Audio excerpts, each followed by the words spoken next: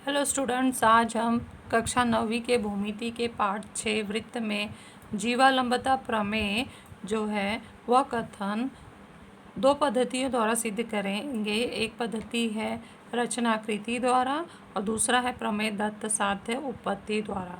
तो पहले हम कथन देख लेते हैं क्या है। वृत्त के केंद्र से जीवा पर डाला गया लंब जीवा को समद्विभाजित करता है। तो हम रचना विधि द्वारा पहले सिद्ध करेंगे।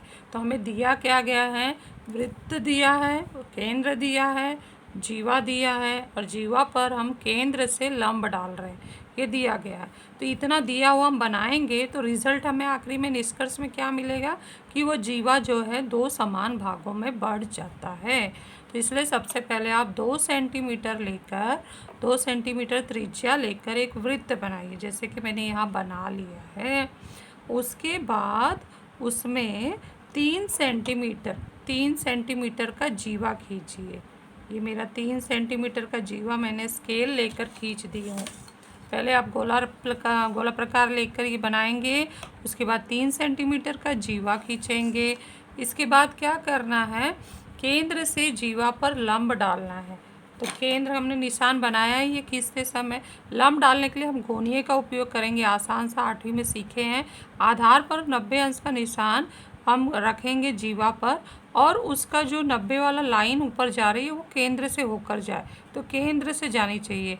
और ये मैंने यहाँ रख दिया, तो इस तरह से ये सीधी लाइन जो है वो 90 की हो गई और मैंने केंद्र से जीवा तक जो लाइन खींची हो यही हो गई लंबवत लाइन। चांदा रख के भी हम दे सकते हैं, तो ये 90 अंश कोण बनाता है। यहाँ पे हम m लिख देंगे। अब ये क्या करता है, तो ये हमारे जीवा को दो समान भागों में बांट रहा है, समद्विभाजित कर दे रहा है। तो यहाँ हम देख रहे हैं ये यहाँ से 1.5 सेंटीमीटर आ गया है am और MB भी 1.5 सेंटीमीटर आया है। तो समझ में आ गया होगा कि ये क्या इस प्रमेय में होता है। तो लेंथ AM लिखेंगे 1.5 सेंटीमीटर, लेंथ MB लिखेंगे 1.5 सेंटीमीटर। तो इस तरह से हमारा ये प्रमेय रचना द्वारा सिद्ध हो गया। हमने इसमें सबसे पहले क्या किया, 2 सेंटीमीटर ये त्रिज्या में बना देती हूँ। 2 सेंटीमीटर त्रिज्या लेकर एक वृत्त खींचे हैं। उसके बाद स्केल की सहायता से हमने 3 सेंटीमीटर का जीवा AB खींचा है और केंद्र का हमने नाम निशान और नाम दिया ही है। फिर ओ केंद्र से हम जीवा पर गोनिये की सहायता से गोनिया इस तरह से रखेंगे। ये जो आधार है वो जीवा पर होना चाहिए और ये लाइन केंद्र से होकर जाना चाहिए। रखा तो 90 अंश का हमने रेख खींच दिया। ये 90 अंश की रेख क्या कर देती है, जीवा को दो समान भागों में बांट देती है।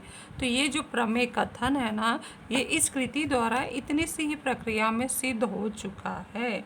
लेकिन एग्ज़ाम में हमने ये कृति द्वारा तो इसको अच्छे से समझ लिया, लेकिन एग्ज़ाम में हमें अगर सिद्ध करना है तो हमें दत्त साध्य आकृति और उपपत्ति द्वारा सिद्ध करना होगा। तो चलो हम सीखते हैं कि ये इसे कैसे करना है। तो यही जीवालंबता प्रमेय अब हम दूसरे पद्धति से सिद्ध करेंगे।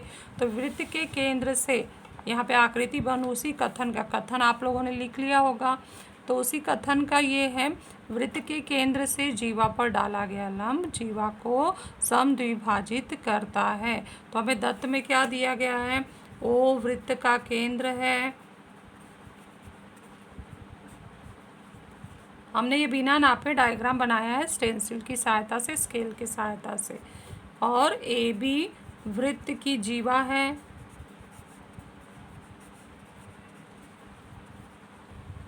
उसके बाद हमें लंब भी दिया है, केंद्र से जीवा पर डाला गया लंब, तो OP लंब किस पर है, जीवा AB पर।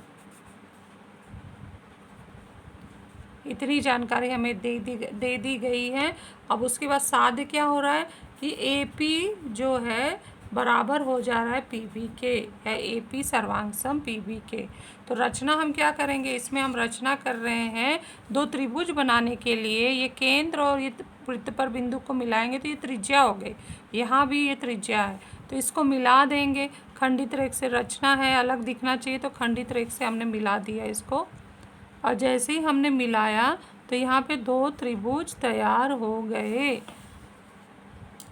अब ये दो त्रिभुजों को हम पहले यहाँ लिख लेते हैं, हमने क्या मिलाया है, OA OB खींचा।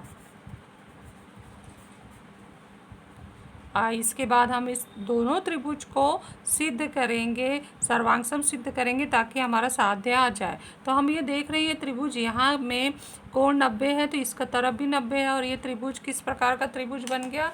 ये त्रिभुज बन गया है समकोण त्रिभुज। और समकोण त्रिभुज को सिद्ध करने के लिए हम कर्ण भुजा प्रमेय का अक्सर उपयोग करते हैं। तो यहाँ पर हम देख रहे हैं कर्ण में OA और OB को अगर मैं सर्वांगसम कर दूँ तो अपने मन से मैं सर्वांगसम नहीं कर सकती, यहाँ कारण देना होगा। तो कारण क्या आ रहा है? एक ही वृत्त की त्रिज्या और दूसरा भुजा के रूप में, ये तो हम साध्य नहीं ले सकते, तो OP सर्वांगसम OP करेंगे। अब मैंने चिन्ह तो लगा दी लेकिन रीज़न देना होगा, तो रीज़न है मेरे पास, मैं बोलूँगी ये क्या है? ये दोनों त्रिभुज की सामान्य भुजा। तो कारण देते हुए मैंने दो जानकारी कर्ण और भुजा की दे दी हूँ, इसलिए कर्ण भुजा प्रमेय से ये दो त्रिभुज सर्वांगसम हो गए और इसलिए उसकी बची संगत भुजा भी सर्वांगसम हो जाएगी और ये संगत भुजा ही हमारी साध्य है। तो चलो हम लिख कर दिखाते हैं कि ये कैसे लिखना है। तो ये हमारा उसी प्रमेय का उत्पत्ति कथन कारण भाग है। तो सबसे पहले हम त्रिभुज का नाम लिखेंगे, त्रिभुज OPA, डायग्राम आप लोग देखते जाइए, तथा त्रिभुज OPB में तीन बातें हमें लगातार लिखना है। सबसे पहले हम 90 लिखेंगे, बहुत सारे बच्चे ये भूल जाते हैं लिखना। 90 कोण OPA बराबर है कोण OPB बराबर है 90 अंश, कारण होगा प्रत्येक समकोण। दूसरा है कर्ण OA सर्वांगसम है कर्ण OB, इसका कारण क्या आएगा? एक ही वृत्त की त्रिज्या, वृत्त की त्रिज्याएं दो है तो त्रिज्याएं लगा देंगे।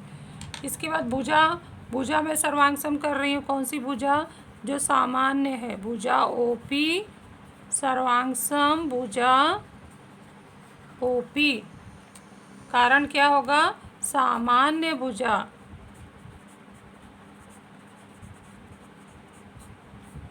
तो इस तरह से हमारा नंबर 2 पर त्रिभुज OPA सर्वांगसम त्रिभुज OPB, कारण क्या आएगा? कर्ण भुजा प्रमेय से, कर्ण भुजा प्रमेय से।